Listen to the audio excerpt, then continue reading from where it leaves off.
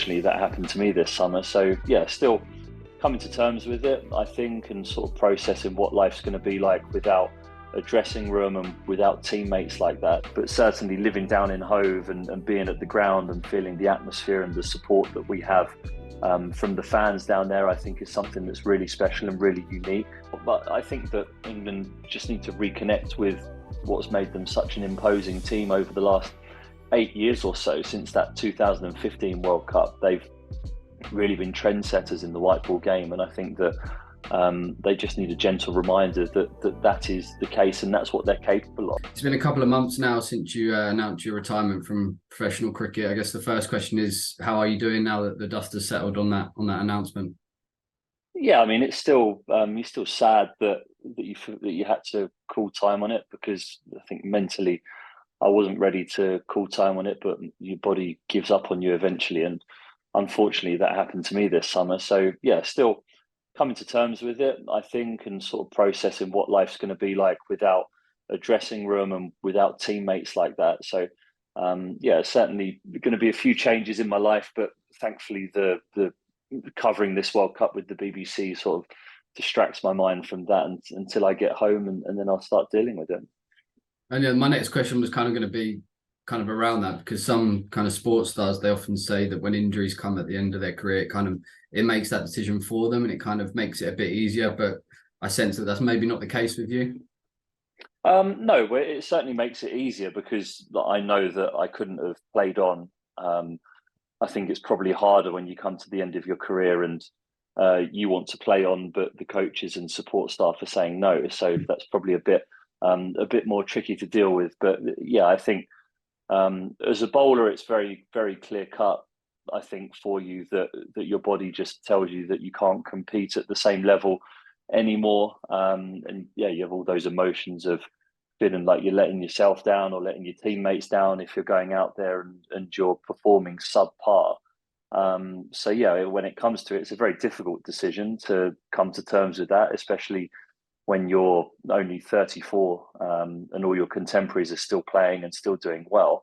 But yeah, I think deep down and inside your head, you do know that you can't give anymore. And just to talk about your time at Sussex, in your announcement, you mentioned that it was obviously shorter than you'd have hoped and you didn't play as much as you hoped. But how do you personally reflect on your time down at Hove? Yeah, look, I loved it, and right from the very first moment when I found out that, or when we signed the contract to come down to Sussex, I was excited. I had players that I'd played with before that had played for Sussex and said how much I was going to love it, and I did. I really had a great time for the 2 summers that I was involved. It is a real shame that I didn't manage to get out there on the pitch more in the last year or so. But certainly living down in Hove and being at the ground and feeling the atmosphere and the support that we have from the fans down there, I think is something that's really special and really unique. And then also just getting to know the team and the players and seeing them evolve and get better over the course of the last 18 months to 2 years, I think is something that, as an older player, when you go into a dressing room and you feel like you can help guys get better and watch them developing and doing well around you, that's those things that keep you going and make you enjoy your time somewhere even more. So yeah, a combination of those things. When I was out there on the field, I really enjoyed playing my cricket, which is something that I've always gauged my happiness by, is how much I'm actually enjoying going out there and performing and trying my best. And I certainly loved every game that I played for Sussex. And then off the field, it really is a great bunch of guys, and you feel like they're going places, which again makes it that little bit harder when it comes to falling time on your career, because you want to be part of something and want to contribute to that as well. And as you kind of touched on there, in the past 18 months, the team has been on a bit of a journey. Obviously, when you came in, it's well documented, the team wasn't performing as well as what members and fans would have liked. But since Paul's come in, there has been an improvement, particularly in the red ball team. I think we finished 7th last year, 3rd, and we were in the promotion hunt all season, really. So how do you assess where the squad is at and the team is at, and what kind of impact has Paul made specifically?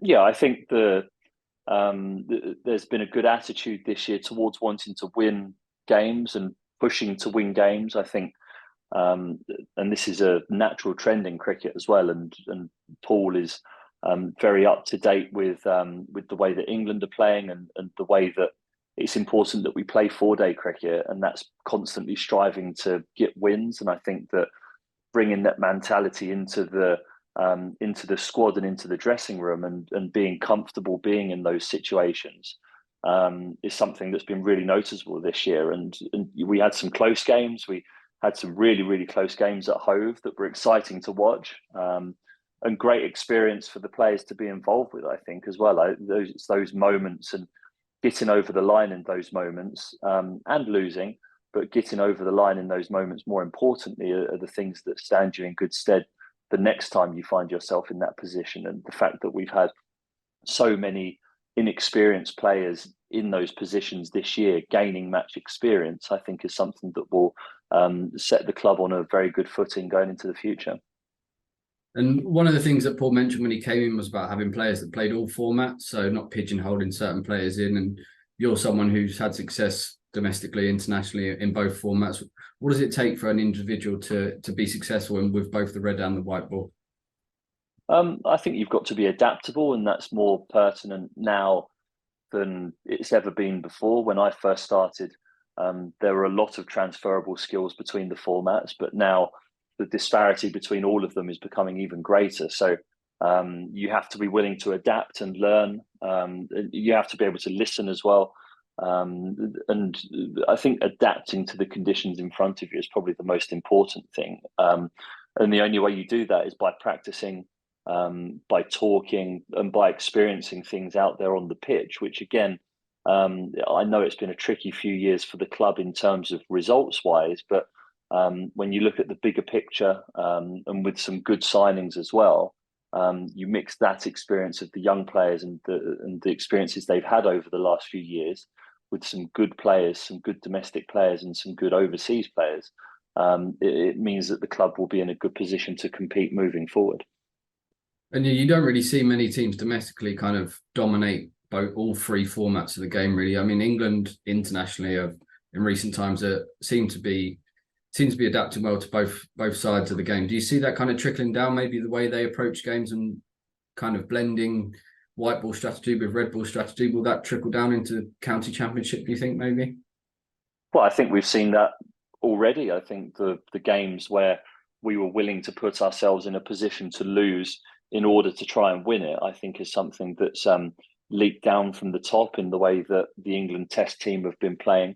The white ball team, the England white ball team, has transformed the attitude towards white ball cricket in this country, I think, and that was reflected in some of the scores that we saw this year, and the situations that people managed to win games from.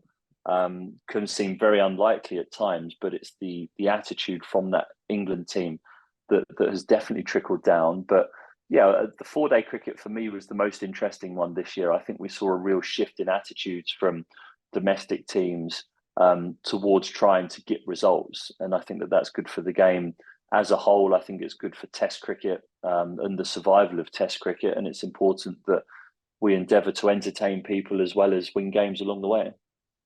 And during your time out injured, Paul spoke about the kind of the invaluable input you had as almost like a coach and a mentor to the bowlers. Is that something you enjoyed, the coaching side of the game? And I know you've only just retired, but is that something you see yourself doing maybe in the future? Yeah, but I really like, and part of the reason why Sussex was really attractive when I signed from Middlesex was the fact that there was an opportunity to work with a good young bunch of players that you felt like you could help get better. And that's something that as I've got older, and more experienced, is something that I've really enjoyed doing, is sharing my experiences with them, and trying to nudge them in the right direction along the way. And it's such a fine balance, I think, for a coach to that nudge people in the right direction, but let them make their own decisions, I think is a nice way to go about it. So yeah, as a senior player within the dressing room, that's something that I tried to do, was impart knowledge without being imposing upon the younger guys in the dressing room, and yeah, staying involved and staying involved in cricket in that capacity, and not just broadcasting and talking about the game, is something that yeah, I'd definitely still be passionate about. And as you touched on there, you have done a lot of work in the media and with like the punditry and the BBC stuff, and you're getting quite a lot of plaudits across the game for your analysis and your commentary. Is that something that you're definitely still keen to do, or which avenue are you looking to take? Or at the moment, is it kind of just a bit of both, really? Yeah, it's a bit of both, to be honest. I think once I'm doing this until the end of November with the BBC covering all of the World Cup up until the World Cup final on the 21st, I think 20th or 21st of November, and then I've got nothing lined up whatsoever. So I'm just leaving a blank canvas to sort of figure out what I want to do. I've sort of been non-stop for a long time since I started playing cricket when I was 16 as my profession, as my job. You've constantly had your head engaged in that for the last almost 20 years of my life. So yeah, I'm going to give myself December, I think, to just decompress, and I'm going to move back to London. I did live in Hove for the last 2 years, but London is home and that's where my family are. So I'm going to move back there to spend some time with them and just enjoy doing normal things, I think, for December, and then I will sort of make a plan for the future. But there's nothing concrete at the moment, to be honest. I love the broadcasting, I really do. Um, sort of to sit around and talk a bit of rubbish about the game, and try and make sense of things, and try and yeah have fun whilst you're doing it is something that I've really loved doing with the BBC since I've been given the opportunity to do that. But yeah, I'd certainly like to stay involved in the game hands on in some capacity in the future, but I'm not sure at the moment.